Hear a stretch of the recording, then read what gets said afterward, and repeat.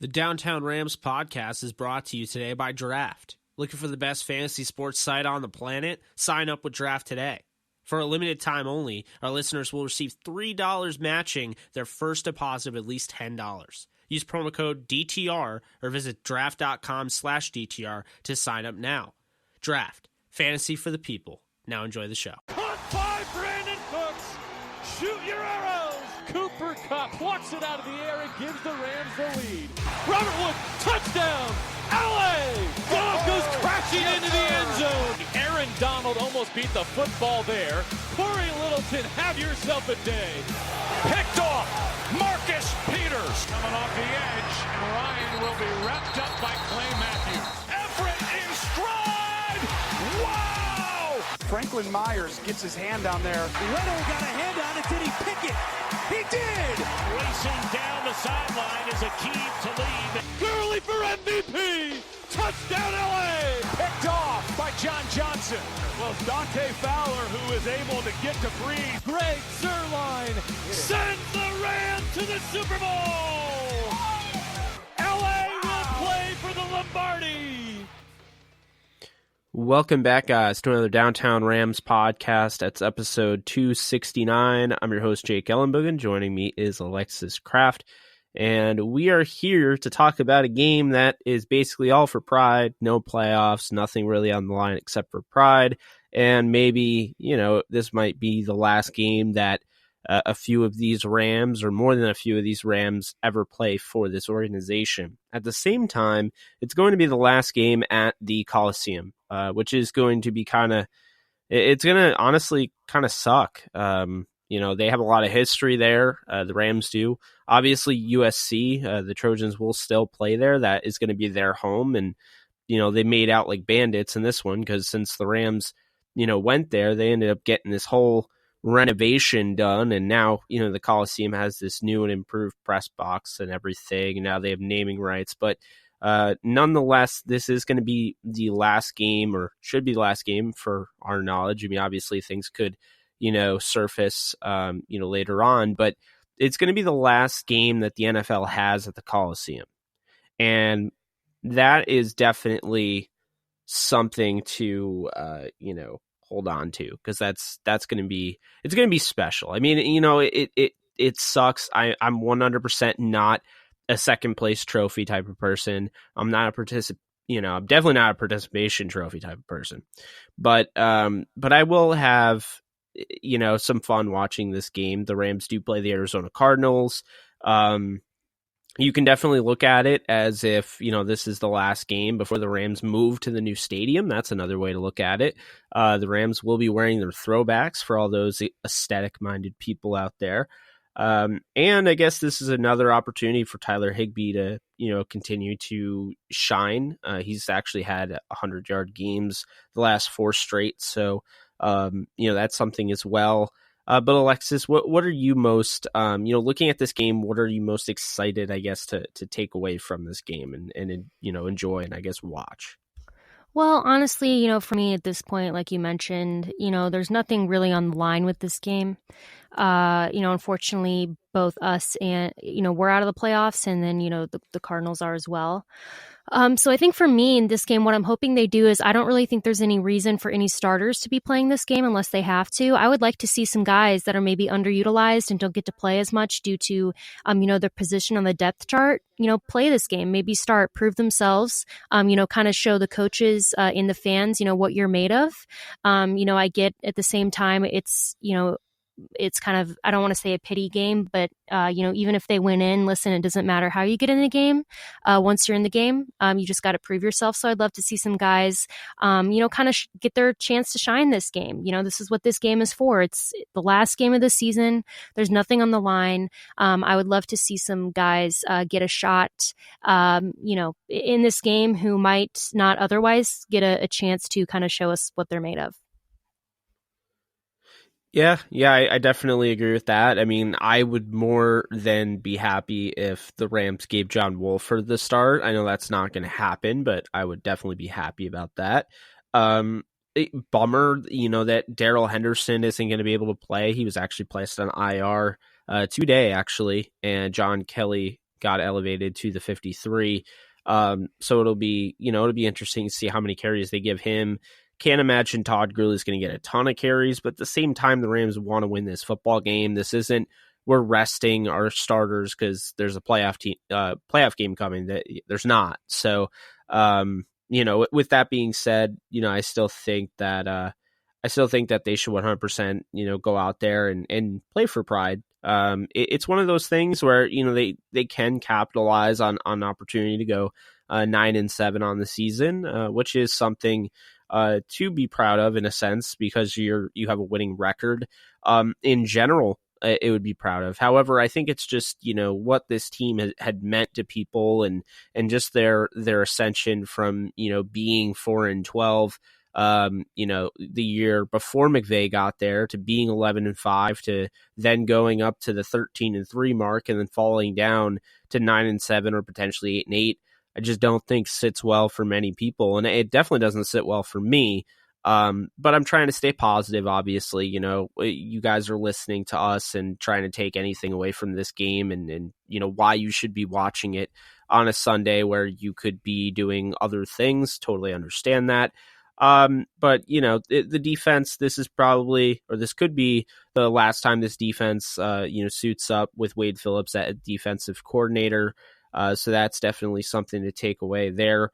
As far as guys like Corey Littleton, Dante Fowler Jr., maybe even Jalen Ramsey, depending on how crazy the offseason goes, this could be their last game, which, infuriates me because it almost seems like, the Rams, and we don't know for sure, but it almost seems to me like the Rams are almost like they've prepared Corey Littleton, like this could be his last game, or at least he's prepared himself. And I just hate that thought that, number 58 wouldn't be in the center of this defense moving forward, which I just think would be a huge, problem. And I think they would definitely miss him. But, those guys, obviously, they're reasons to watch. Even other guys like, Andrew Whitworth, his contract expires and, regardless, we don't know if he wants to play again, so, because he could definitely end up retiring, we don't know. So, for players that are going to be a part of this roster moving forward, like Bobby Evans, like, David Edwards, potentially Austin Blythe, Austin Corbett, again, Higbee, Everett, guys like that. I definitely think that's something that, bigger Rams fans can enjoy, but the more casual Rams fans will just take this game for what it is and may not even watch it. Yeah, definitely. I think it's definitely worth watching. Like you mentioned earlier, it is the last game in the Coliseum. So if you have any place in your heart for the Coliseum for whatever reason, definitely a game that you want to catch. I think, and like I said, I do think, if the Rams don't want to get some certain players injured, I do think it would be a really good opportunity to let some, guys who are third or fourth in the depth chart get the start. Let them go out there and play. I get that, it's obviously still a game you want to win just for pride. So I do hope the Rams win it. I don't think either team, I would say both teams are probably going to be lacking some urgency. I don't think it's going to be the most fun game to watch, especially if you're a fan because your team's out of the playoffs. But I do think it would be a really good opportunity to look at some guys, for next season and see what they bring to the table. Yeah, of course. I think guys like Marquis Christian kind of to show you there, with Christian kind of, emerging from really just being a depth piece to actually having a significant role in the defense this year, shutting down the likes of Austin Hooper and other tight ends. And, I think guys like that can kind of emerge. And we saw in the past, even though it was a game that 100% the Rams needed to win going back to Tennessee in 2017 on Christmas, it was definitely a game that they had to win. But I mean, don't discount how important, Corey Littleton, his emergence in that game was, because Mark Barron was ruled out and Corey Littleton had a solid game the game before, and that was his first game as a starter, and that was enough to really sway the Rams in his direction. And they paid Alec Ogletree beforehand, and I think really that game and the way he carried himself as a starter, swayed them in the direction of, hey, we got to make this guy a piece of our defense, and we might have to just move on from Ogletree and realize that maybe Ogletree isn't the best fit for our defense. And I mean, you saw that. So these games, again, that was more of an important game, but this game I think is important in a sense. You get to reevaluate your positioning, your talent, your personnel. And, some of these coaches could be coaching to stay, on this roster. So, we'll definitely, find out for sure. And keep in mind, Arizona, I don't think is going to go down without a fight. The Rams bully Arizona, and I know Kyler Murray and Cliff Kingsbury aren't going to get blown out in this one. I think that they are going to play a tough game. I think this will come down to the wire. I think, both teams will play tough, but at the end of the day, I do think the Rams will get the W in the final game at the Coliseum to cap off a season that, again, they were good at times. Sometimes they looked really good. They never looked great. They never looked elite. But your record is, what you are, and I think 9-7 represents exactly what the Rams season was. Yeah, definitely. I just think, if anybody's listening right now and doesn't plan on watching the game, I would say, go ahead and watch it. I think like you mentioned earlier, just the last game in the Coliseum is going to be something really, really special to watch. So I am looking forward to that. I don't know if they're going to televise anything. I'm sure we'll see on social media, any ceremony that they do either before or after the game, to kind of honor the Rams' history there. But I'm excited to see that because I do think that they are going to do something special like that. So it's just really hard, to talk about, the Rams right now, I know, without being like super bummed if you're a fan. I mean, it's just, it's been a bummer. But I do think, we can finish out the season strong. And we can certainly, tune into the game and make sure to watch, until the last play. Yeah, it's really at this point all you really can do as a fan. It was really a bummer because, we didn't end up, I mean, the holidays kind of hit us hard, but we were unable to record a podcast. I was actually out of town after the 49er game. And I mean, let's be real here. You guys probably didn't want to hear me after the 49er game. And I'm sure you didn't want to hear Alexis after the 49er game because that was... That was another level of heartbreaking. Like, if you thought the Seahawks game, if it could be any worse than the Seahawks game, well, it got worse. And that was the 49ers in literally the worst way. They were the ones that just, ended up eliminating the Rams from playoff contention. And it really stunk when you saw, the Vikings and the way that they played against the Packers, because this week, the Vikings will be sitting their starters because the Rams are eliminated. But had the Rams not been eliminated, this week would have been huge. The Rams would have had to beat the Cardinals to stay in playoff contention, and the Vikings would have had to lose, and they would be playing their starters, and they would be without Dalvin Cook, who's actually injured, and they would have had to play the Bears. So it would have been interesting. Obviously it's a lot of woulda, shoulda, coulda, but it is a bummer for sure. And, I will say you can't discount how good, the Rams played, 3 quarters of that game. And then unfortunately, in the fourth quarter, they really, let the 49ers back in. I would really break it up in actually a half. They played like an amazing first half, or, until the final minute or so, and Jared Goff threw the ill-advised interception on a halfback screen. But I think it's something that they'll learn from. And keep in mind, Sean McVay, if he's ever going to end up being the next Bill Belichick, be that coach that ends up building a dynasty, he's gonna have to fall. He's gonna have to fail, and every failure is only going to make him stronger and teach him some lessons. And I think we can't just take away anything, regardless if you're a fan of the team or not. You just can't take anything away from McVay, and what he's already done in such a short amount of time.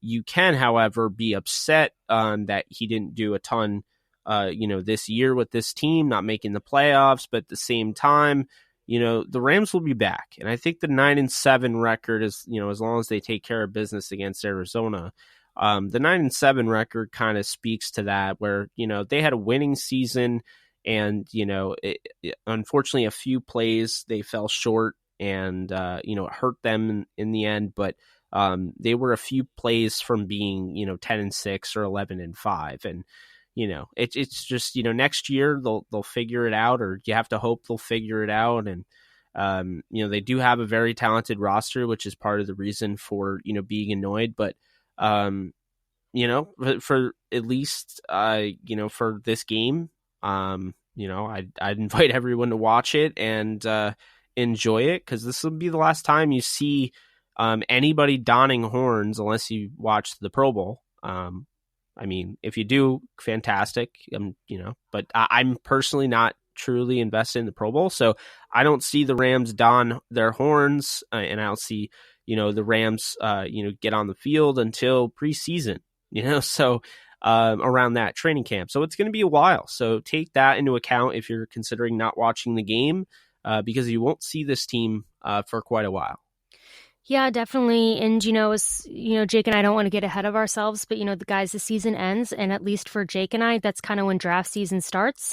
We are very big into the draft. And if you followed us, at the beginning of this year during draft season, that we had a lot of cool stuff planned, and, we plan to do the same thing this next draft season. And, we are so excited to have the chance to get to talk to people, people that could end up a Ram, or end up, going somewhere else.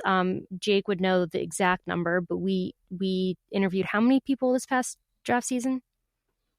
It was like 130. Yeah, we interviewed 130 plus draft prospects last draft season, and we plan to, do hopefully double that, this season. So we're excited about that. If you have any interest in the draft, definitely, be excited as well, because, the Rams season might be over, but, that just means draft season's here. Yeah, exactly. And, I guess that's one of the biggest takeaways. Obviously it's never good to have a losing season or a down year or anything like that. But I guess one of the takeaways is that, people will be more invested in the draft this year. I will say this, it is very hard, and I'm not blaming anybody. It's very hard when your team is 13-3 and going to the Super Bowl, or, looking like they're on the cusp of going to the Super Bowl. It's really hard to get into looking at prospects and, preparing for next year, especially because for the most part, your team's pretty well built. However, the Rams have an interesting offseason ahead. We talked about some of the players that they won't have next year, or, they might not have next year. They don't have a ton of cap because they paid Jared Goff, and, they paid Tyler Higbee, and, we'll see with that. But because of that, there's going to be some different things that the Rams have to do, some different maneuvers they have to make, cap casualties, things like that. So a big part of that is the draft, because, a lot of these teams build through the draft. A lot of them don't. The Rams don't really love first round picks, clearly, because they've never selected anybody in the first round under Sean McVay, but they do turn those first round picks into talented, ready to play players. And then they grab guys, in the middle portion of the draft, guys like Cooper Kupp and John Johnson III and Tyler Higbee and, guys like that. And, they make the most of that. So we'll see. Alexis and I are going to do our best to find some players that, might be good fits for the Rams. We'll have plenty of articles on downtownrams.com during draft season, plenty of interviews. I will be at the Senior Bowl. So we'll be having, full Senior Bowl draft coverage, and I'll look into going to any other events regarding the draft. But as of right now, what's confirmed, we're going to have interviews. They're coming back sooner than you think. We're going to have articles on the website, and we're going to have full coverage of the Reese's Senior Bowl Downtown Rams edition. So I hope that's Alexis, I think I covered that all, right? Yeah, definitely. I mean, we're excited. We really, love the Rams, but we also really, really love draft season. We love getting to talk to, some of these guys, because, it's just so funny how everything works out. I mean, I think right now, and again, this number could be wrong, out of guys that we interviewed, I think we've got guys on, I think it might be like 15 teams in the NFL. like 13 through 15 teams. Jake, does that sound right? Yeah, I mean, we have guys that we interviewed and have started, like Devlin Hodges of the Steelers. He's starting Sunday. Darius Actually, Slayton. they have to win to make the playoffs. Darius Slayton's turned into quite the under the radar star in New York. Max Crosby has over 10, maybe 11 sacks for the Raiders. Mm-hmm. He's been killing it. The Chiefs are starting to use Darwin Thompson. So he's been getting some play. He might get some playoff reps in there. There's a lot of guys. I mean, Jalen Ferguson, he shot his way up into the starting lineup for the Baltimore Ravens. It's funny you can't remember them all off the top of your head. But guys like Gardner Minshew starting for the Jaguars. Derek Anderson, who we actually, Drew Anderson, from Murray State, one of the guys we interviewed, he actually just got called up to the Arizona Cardinals roster. And now I think they have two quarterbacks that have been interviewed on DTR, because they also have Kyle Sloter. Mm-hmm. So, those are two guys there. And I'm missing probably a bunch. So many, 130 plus guys. Jelani Tavai, gotta say his name, obviously. Will Harris. Well, yeah. So. Tito Odenigbo got that sack against Aaron Rodgers last week. How about that? See, they're everywhere. They are. It is really cool. It is really cool because just bringing them on here. It's obviously you want everybody that you interview to do well, and you'd like the majority of them to end up on your favorite team, but that's just not realistic. So, we do our best to actually follow them around the league. And for instance, Dalton Reisner, who did get hurt, but he was, one of the best young interior offensive linemen in the league. He was carving out running lanes left and right, when he was fully healthy. So, he was helping Denver big time. And there's just so many guys. We could just go on and on and on. Yeah, definitely. Like we said, we're excited, and that's kind of the silver lining here is that when the season's over, that gets to start. Exactly. So, all good things must come to an end. We'll be saying this around draft time when we have to, unfortunately, end that. But once the draft ends, then the NFL season starts to kind of creep up on you. So, obviously this is not goodbye. We'll be back after this game. Alexis, I guess we should kind of throw a final score prediction out there since we've done it pretty much every episode. So, what do you have for Rams-Cardinals? I'm going to take Rams 14, Cardinals 3. So Rams 14, Cardinals 3. Wow, interesting. I'm going to have I think it's going to be more of a thrilling matchup. I have 33-23 Rams. I don't think that this is an easy win, and I think the Cardinals will, make the most of it, but I do think the Rams win, and I'd probably put a decent percentage on that, of their chances of winning this game. But I think that's going to do it unless you have anything else to say. No, I think that does it. All right, guys. Well, there it is. It's the last preview. Wow, that's depressing. It's the last preview, game preview podcast of the year 2019 to 20 season. I'm Jake Ellenbogen. She's Alexis Kraft, and this has been the Downtown Rams podcast, and it's episode 269. If you guys like what you heard, be sure to leave a review and subscribe wherever you get your podcasts. Until next time, guys, take care. Horns up.